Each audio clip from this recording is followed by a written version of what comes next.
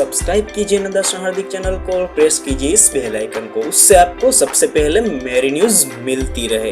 नमस्कार दोस्तों, आज हम यहाँ पे बात करने वाले हैं 2056R AC DC digital clamp metre के बारे में। ये इसके बारे में हम आज यहाँ पे अनबॉक्सिंग करेंगे और उसके साथ साथ में हम इसके बारे में डिटेल्स में जानकारी लेंगे, जैसे कि इसके फीचर्स क्या है, इसमें क्या क्या हमें फीचर्स देखने को मिलते हैं, हम क्या परफॉर्म कर सकते हैं बेस्ट और एक्यूरेट, और उसके अलावा ये जो मैक है उस मैक के थ्रू हमें यहाँ पे क्या क्या और फैसिलिटी मिलने वाली है। सेम टू सेम ये 2056R AC DC clamp meter digital clamp meter है मेरे पास में। इसके बारे में आज और जानकारी लेंगे इस वीडियो के अंदर ही। इसको सबसे पहले मैं अनबॉक्स करता हूँ और उसके साथ में आपको प्रैक्टिकली दिखाऊंगा कि ये किस तरह से फंक्शन वर्क करता है। ऑल फंक्शन के साथ में कौन सा फंक्शन किस तरह से वर्क करता है, सभी डिटेल्स आपको एक ही वीडियो के अंदर डिटेल्स में जानकारी मिलने वाली है। तो चलिए दोस्तों शुरू करते हैं, आज का वीडियो स्टार्ट करते हैं 2056R AC DC digital clamp metre के बारे में।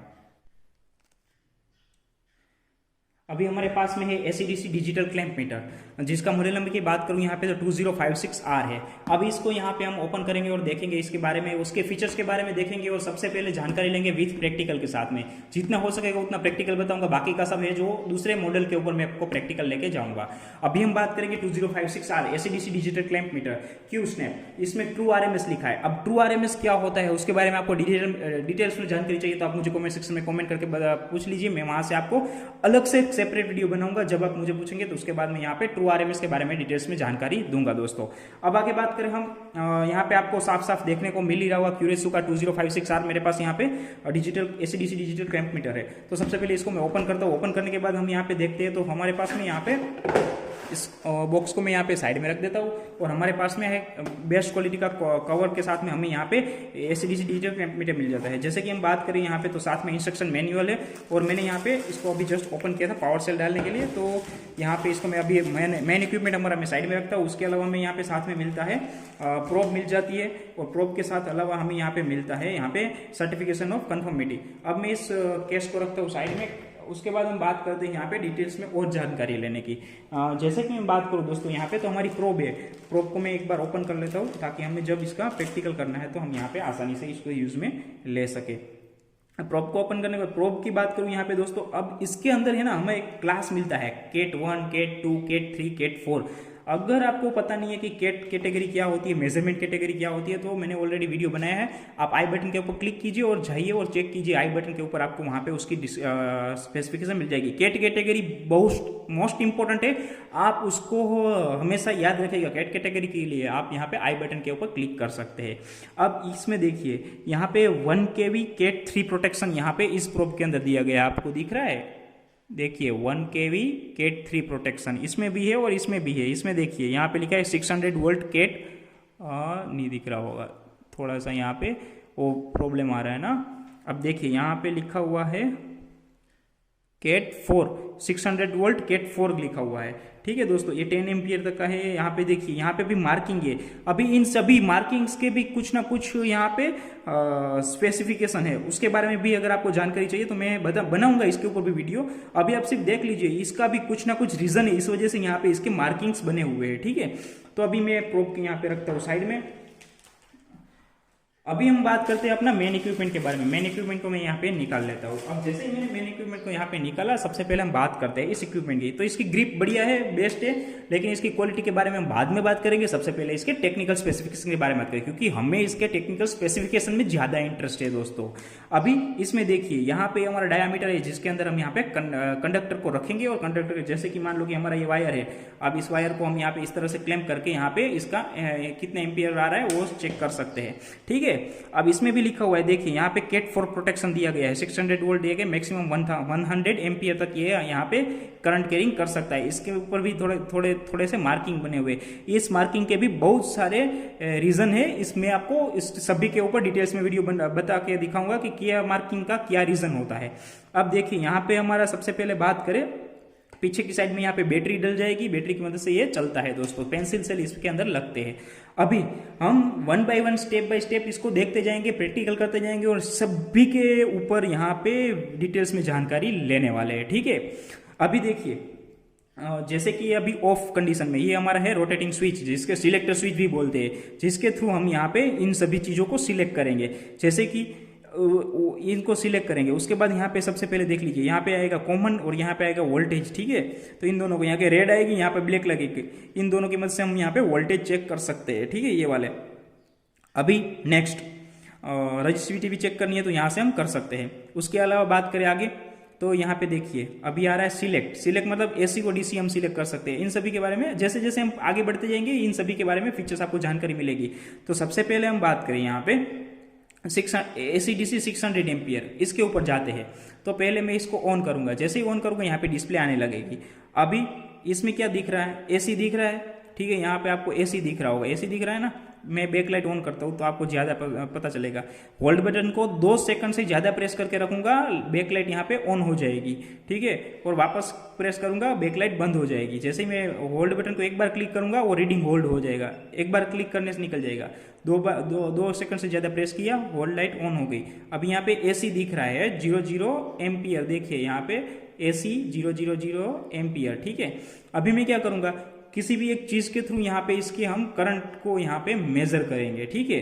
तो मैं पहले कोई एक लोड ले लेता हूँ, उसके थ्रू हम यहाँ पे इसका करंट चेक करेंगे। अभी देखिए मैं यहाँ पे लोड लेके आया हूँ, मेरे पास कुछ था नहीं, इसलिए मैं यहाँ पे इलेक्ट्रिक यहाँ पे सर्किट को लेके आया हूँ, जिसके अंदर मैंने यहाँ पे लोड पे रखा। अब ये सोच रहे होंगे कि अब इसको क्यों रखा, अब इसको नहीं रखता तो ये चलता नहीं, इसलिए क्या करता हूँ मैं इसको यहाँ पे रख देता हूँ। इलेक्ट्रिक सर्किट को चलाने के लिए ये चाहिए, इसके बारे में हम बाद में बात करेंगे। सबसे पहले हमारे इक्विपमेंट के बारे में बात करते हैं, ठीक है। तो मैं यहाँ पे लोड को अभी स्टार्ट करता हूँ। जैसे मैंने यहाँ पे लोड को स्टार्ट किया, ठीक है, अभी मैं कर रहा हूँ यहाँ पे इसको स्टार्ट। जैसे ही स्टार्ट करूँगा एक बार वोल्टेज कम कर देता हूँ, इसकी कैपेसिटी कम कर देता हूँ। अब देखिए अब क्या हुआ, यहाँ पे हमारे पास में जो इक्विपमेंट है हमारा, इसकी मैं बैकलाइट ऑन कर देता हूँ। बैकलाइट ऑन की, अब देखिए यहाँ पे हमें कोई एम्पियर्स देखने को नहीं मिल रहे। अभी एसी में 600 वोल्ट एम्पियर पे हमने रखा है, ठीक है, और एसी है यहाँ पे देखिए।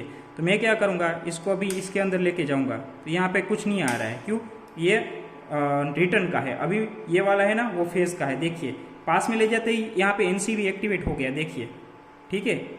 अब देखिए यहाँ पे एक्टिवेट हो रहा है, इसमें नहीं हो रहा है, देखिए ये वाला न्यूट्रल है, न्यूट्रल में नहीं हो रहा है। लेकिन जैसे ही मैं फेज के पास ले जाऊंगा एसीवी, क्योंकि इसके अंदर से वोल्टेज जा रहा है। तो आपको अगर कोई भी कंडक्टर को टच किए बिना चेक करना है तो आप देखिए यहाँ पे इक्विपमेंट है, तो इसके पास में मैं ले जाऊंगा तो यहाँ पे भी डिटेक्ट करेगा, ठीक है। अब जैसे कि इसके पास ले जाऊंगा तो यहाँ पे भी डिटेक्ट करेगा बोर्ड के पास में। अब जहाँ पे भी ले जाओगे वहाँ पे जिसके पास में यहाँ पे वोल्टेज फ्लो हो रहा है वहाँ से सब जगहों पे ये डिटेक्ट कर रहा है दोस्तों, ठीक है। अभी ये हो गया एनसीवी का बेनिफिट हमारा। अभी उसके बाद यहाँ पे 600 एम्पियर दिख रहा है ना, ठीक है। तो मैं सबसे पहले यहाँ पे पहले तो बैकलाइट ऑन कर देता हूँ, ठीक है। अब देखिए यहाँ पे मैं इसको रखता हूँ, ये कम एम्पियर ले रहा है, देखिए कितना कम ले रहा है, 1.6 ले रहा है। अब क्या होगा, जैसे मैं यहाँ पे लोड को बढ़ा रहा हूँ, देखिए, ठीक है। अभी लोड को इंक्रीज कर देता हूँ मैं,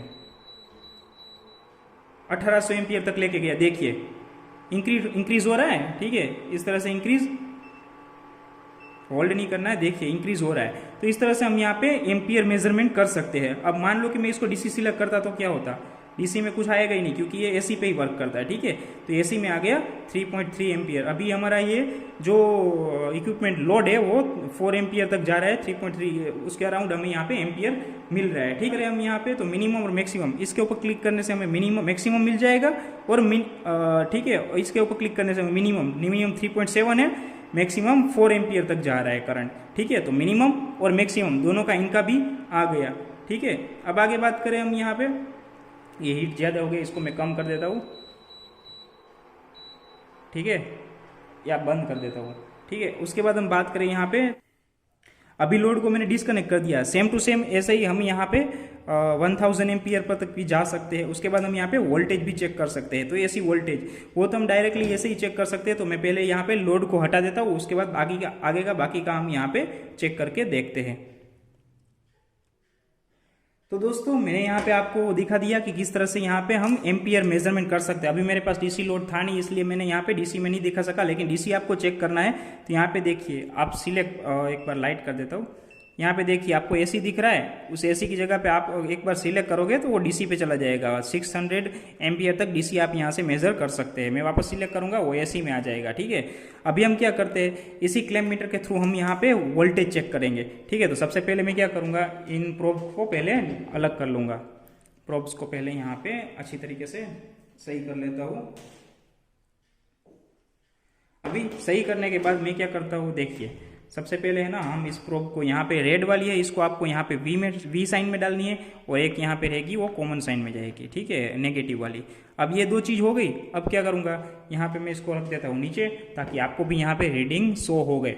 अभी देखिए यहाँ पे वोल्टेज एसी में है, इसका कोई दिया नहीं है, वोल्टेज एसी में रखा मैंने यहाँ पे और ऐसे ही रख दिया। अब यहाँ पे ऑटो में है, तो आपको थोड़ा सा देखने को मिल रहा होगा, रीडिंग्स थोड़े से देखने को मिल रहे होंगे। अगर आपको इसको जीरो करना है तो आप यहाँ पे जीरो प्रेस करके यहाँ पे जीरो कर सकते हैं,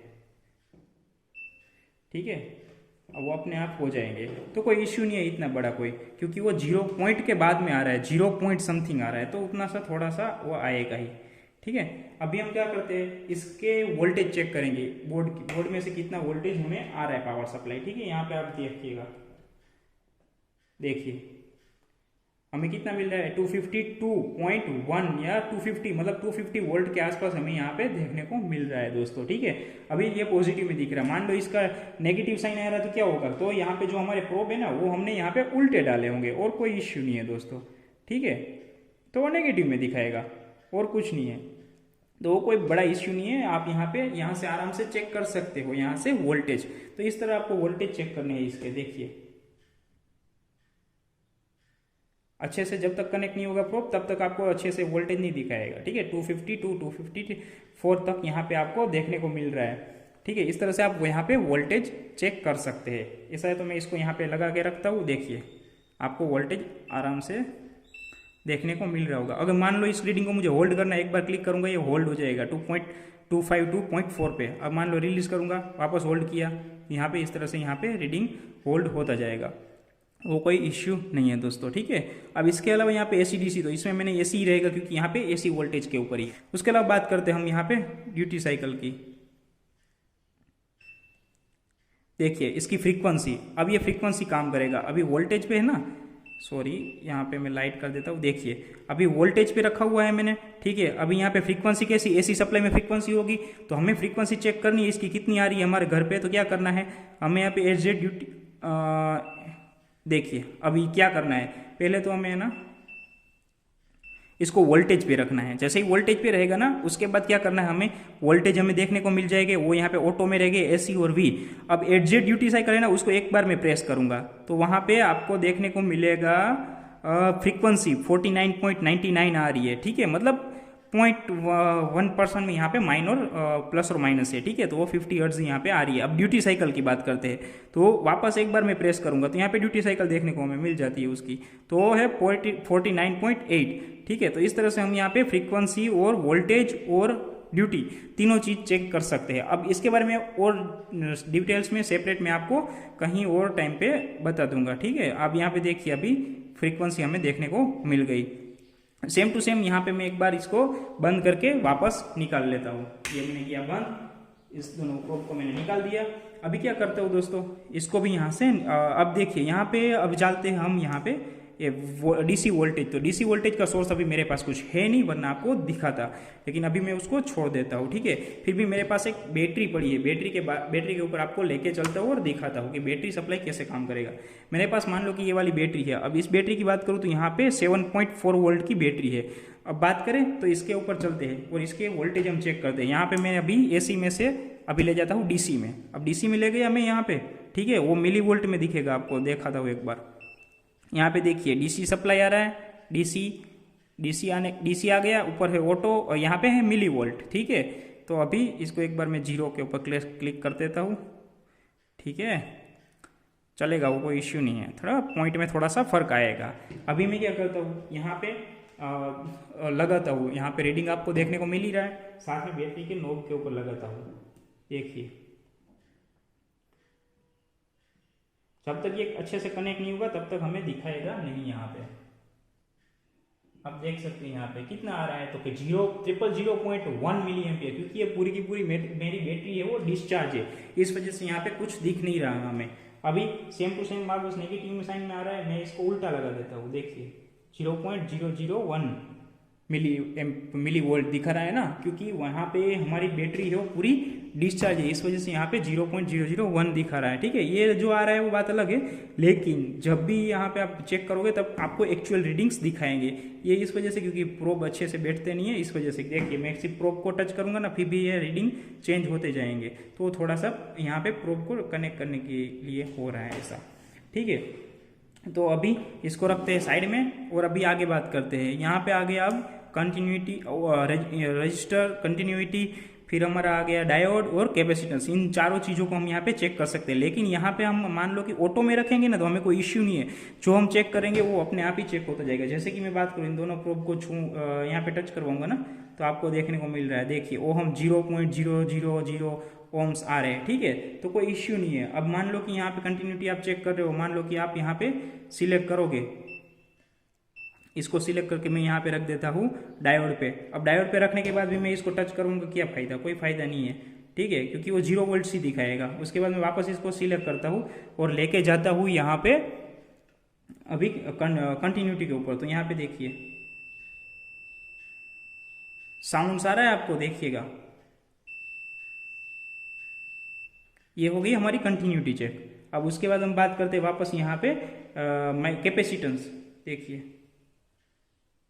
क्योंकि मेरे पास कोई कैपेसिटेंस है ही नहीं, कुछ है ही नहीं लोड, तो वो हम चेक नहीं कर सकते यहाँ पे से, तो वो एक इश्यू है दोस्तों। ठीक है, अब उसके बाद हम बात करते हैं यहाँ पे टेम्परेचर और टेम्परेचर के बारे में। तो मैंने यहाँ पे प्रोब को अभी यहाँ से लेके सिलेक्ट किया है टेम्परेचर के ऊपर। देखिए यहाँ पे मेरे पास में कॉमन और यहाँ पे दोनों लगाए हैं, लेकिन इसकी जगह पे यहाँ पे के टाइप का यहाँ पे आता है, जिसके थ्रू यहाँ पे हम टेम्परेचर चेक कर सकते हैं। ठीक है, ये मैं इसको अभी निकाल देता हूँ और आपको दिखाता हूँ थोड़ा सा डिटेल्स में। यहाँ पे निकाल दिया, अभी आप चेक कीजिएगा। देखिए अब यहाँ पे क्या होता है दोस्तों, यहाँ पे जो 35 सेल्सियस दिखा रहा है ना, मैंने यहाँ पे टेम्परेचर के ऊपर ले लिया। अब टेम्परेचर को लेने के बाद यहाँ पे अगर मान लो आपको चेंज करना है सेल्सियस में से आपको फ़ारेनहीट में जाना है, तो एक बार सिलेक्ट करोगे ना वो फ़ारेनहीट में चला जाएगा, और वापस सिलेक्ट करोगे सेल्सियस में आ जाएगा। लेकिन यहाँ पे के टाइप का प्रोब आता है, वो प्रोब मेरे पास अभी है नहीं, वरना मैं आपको प्रैक्टिकल दिखा था। उसके थ्रू आप यहाँ पे मेटल के साथ में कहीं पे भी टच करवा के आप उसका टेम्परेचर चेक कर सकते हैं। और एक आपको एनसीबी कॉन्टैक्ट तो मिल ही गया। और भी कोई फीचर्स के बारे में आपको जानकारी चाहिए तो आप मुझे बता सकते हैं, मैं उसके बारे में डिटेल्स में जानकारी लेके आऊँगा और इसके बारे में पूरी डिटेल्स में बताऊँगा दोस्तों।